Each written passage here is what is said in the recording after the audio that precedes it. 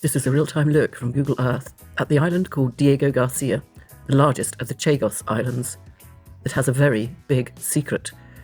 And strangely, when we asked AI where flight MH370 landed, it said Diego Garcia is the most likely scenario. We have to therefore question whether or not it is simply a matter of coincidence that the Chagos Islands are changing hands at the moment amidst a very large political squabble.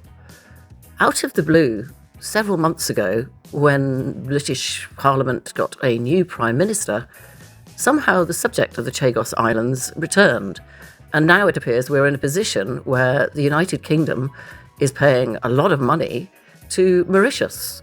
And that money may allow the UK to retain some control of Diego Garcia, just one of the islands amongst the Chagos Island group, and continue to lease it out to the United States, where obviously the island is geographically very significant. But is it more than just geographically significant? Has anyone looked at Diego Garcia below the surface? And I say that because a lot of research suggests that there are a lot of secrets held below the surface. So I'm going to let you think about it while you have a look closely at Google Earth and see if there is an entrance or entrances, or perhaps shadows or glimpses of something hiding below the surface of Diego Garcia. And now for an update on the new search for MH370. And I'm going to credit this to Jeffrey Thomas of Airline News and Richard Godfrey, who is also a Brit. Now, they are doing daily update programmes on their YouTube channel, which is under Airline News, and it's very interesting, but also very concerning. So it's very odd at the moment how the Malaysian government seem to be sidestepping the responsibility to get the contract signed and get the money that is required to Ocean Affinity, who are doing the searching.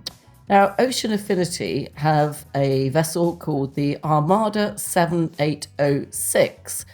Now, this is searching the area in a few days when it arrives, which is in about 6 days' time, I believe. There's a nasty cyclone at the moment, so it's having to negotiate that.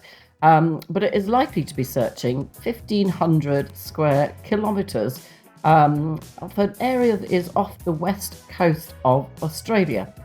There is a second vessel, however, the Armada 8601, which is slightly larger at 86 metres compared to the 78 metres of 7806.